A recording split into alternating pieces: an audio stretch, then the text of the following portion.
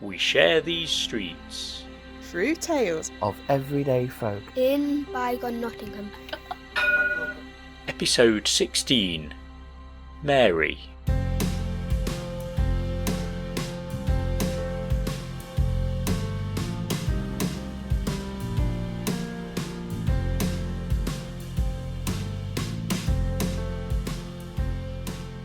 Bulwell is an area that's closer to Hucknall than Nottingham city centre. It's closely linked with the city though, since it was once the site of a toll bridge that provided a gateway to Nottingham from north-west. The Domesday Book listed it as a village and trading post. Coal mining became prevalent there, and the sandstone Bulwell stands upon was quarried to create a readily available building material used locally and beyond. Mary was born at number 14, the Old Buildings in Bulwell, on February 9, 1878. Both of her parents, Samuel and Elizabeth, were 24 when she was born, and she was at least second generation Bulwellian. Both her parents worked, Samuel as a labourer and Elizabeth as a seamstress. By the time she was 3 years old, there were 4 little girls living with their parents at number 15, the Old Buildings. During the last 3 years, the family had moved, presumably to a larger house. 10 years on, at the age of 13, the family had grown to 9 girls, 2 of which were working in a lace factory. Her mother at this time was unemployed, and Dad was working down one of the many coal pits in the area. For some reason, on the 1891 census, Mary's name was changed to Polly, but reverted back to Mary in 1901. 1898 was a mixed year. Mary turned 20 and married 30-year-old Irishman Hugh in October. Her father Samuel didn't walk her down the aisle. Sadly, he passed away in the summer of 98. By 1901, Mary and Hugh were living down the road at number 44, the Old Buildings in Bulwell, with their 2 children, 1 boy and 1 girl. Hugh was working on the railways at this time, while Mary was the home builder. In 1911, 43-year-old Hugh was listed as a furnace labourer, while it seems Mary was looking after their 4 children. There would have been 7 children by now, but sadly 3 had been born and died during the last decade. The family was now living at number 4 the Buildings in Bulwell. Like Mary's name change on the 1891 census, the 1911 census shows Hugh recorded as James, but we will never know if this was going to be a one-off occurrence. We caught up to the family during World War I in 1915 when Hugh enlisted at Hucknall.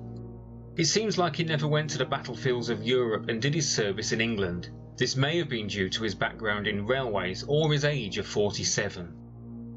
They also moved to 48 Austin Street in Bulwell sometime between 1915 and 17. In 1916, their 2-year-old daughter Lucy died. By 1917, Mary and Hugh had 9 children in total, 7 girls and 2 boys. This was also the year that Hugh died at the age of 49. Mary was now a widow.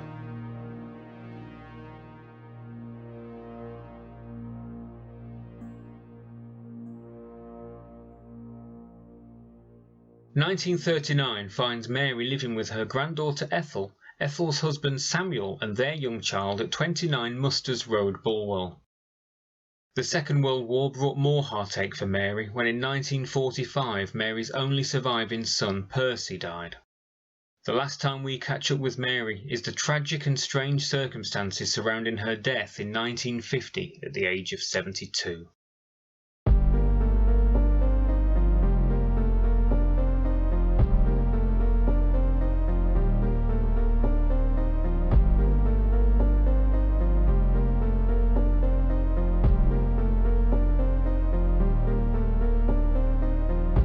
On the whole, the 10th of March 1950 was a normal Friday for Mary. She spent her evening socialising with her friend Annie while watching the locals playing dominoes at the Mason's Arms pub, just round the corner from the family's house and just over half a mile from where she'd been born.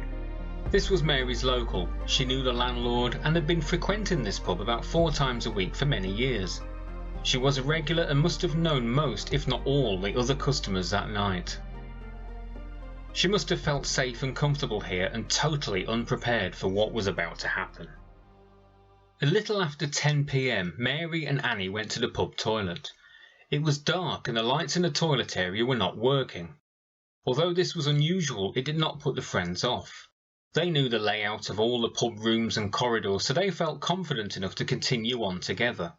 Unbeknown to the two friends, though, the lights had been deliberately damaged by someone who was now waiting in the darkness. Mary waited in the anteroom while Annie went into the cubicle. She heard Mary call out and what she later described as a sudden bang bang, which may have been the sound of the pub back gate swinging shut. When Annie returned to the anteroom, she found Mary bent over. "Have you fallen?" Annie asked anxiously. "No, someone shoved me," Mary replied. "I felt something like a gun in my bag." The evening finished and the pair parted company. Heading for home, Mary knew something was wrong and once inside implored her granddaughter Ethel to look at her back. "Somebody stabbed me. Am I going to die?" she asked. Ethel found a bleeding knife wound in Mary's back. She was taken to Nottingham General Hospital and the police were called. Although the knife wound began healing well during Mary's stay, fluid accumulated in her chest due to the long period spent lying in bed. An operation was performed to remove this fluid, but it was too late. Mary died 19 days after the attack on March 29, 1950. Samuel, the husband of Mary's granddaughter, went to the Mason's Arms the evening she died. With landlord Mr. Dawes, they retraced Mary's visit to the toilet area, where they found the light was still not working. They also found a knife hidden behind the anteroom door. It was a red-handled clasp knife with bloodstains on it. Later medical evidence stated that Mary's wound was consistent with having been caused by a similar blade. An electric light bulb was also found in the anteroom, and the light fitting itself was found to have been vandalised. The police focused their efforts on finding the owner of the knife. Their leads took them over the Channel into Europe with no results, but in August they arrested a Hucknall man by the name of Roy. Roy was a single man living with his parents. On the 5th of August, Roy was interviewed by D.I. Corbett about the attack on Mary. Roy stated, "I know nothing about it. I have read about it in the papers." When D.I. Corbett stated, "I have reason to believe you were in the toilet that night," Roy replied, "No, I have never been in the place." Nonetheless, he was arrested and charged. He stood trial in November 1950 for the murder of Mary Heaney. Roy had been born in Hucknall on April 24, 1930, the same year Mary celebrated her 52nd birthday. He was the youngest of 6 children. His parents, Robert and Ivy, were both from Hucknall. Ivy came from a massive family and had 17 siblings. In 1939, they lived at 8 Brookside, Hucknall. 2 of Roy's older brothers worked down the pit. At the trial, the prosecution, headed by Mr. R.C. Vaughan, revealed that the bulb, which had also been removed and discarded in the anteroom, was found to have Roy's fingerprints on it. It was also stated that in June 1949, Roy was in court charged with indecent exposure and had been placed on probation for 2 years.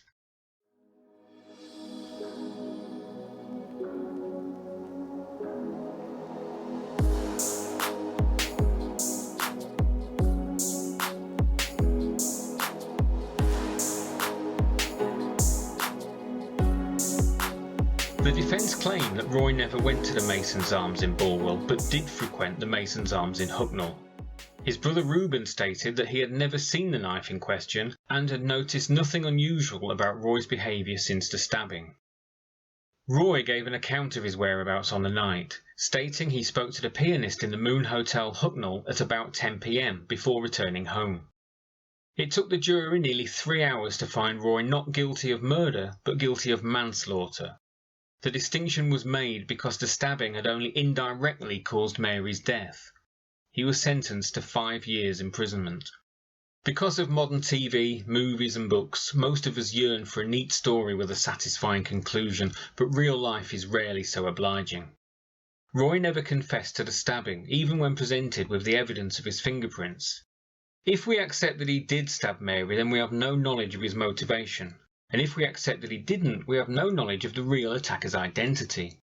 Whether it was Roy or somebody else, they were likely to be known to Mary if they had been drinking at the Mason's Arms that night. The Bulwell street, simply named the buildings where Mary and Samuel were raising their family around 1911, roughly corresponds with the eastern portion of modern Colston Road. We believe this may also have been the area previously known locally as the Old Buildings where Mary was born. Austin Street is still present in Bulwell, and number 48 where the couple lived around 1916 looks little changed nowadays. Mary and Samuel's son Percy, who died in 1945, is buried at Bulwell Cemetery. The Mason's Arms pub where Mary went with her pal Annie is no longer existent. The location of the outbuildings where she received the fatal knife wound is now occupied by the back garden of number 11 Rufford Walk.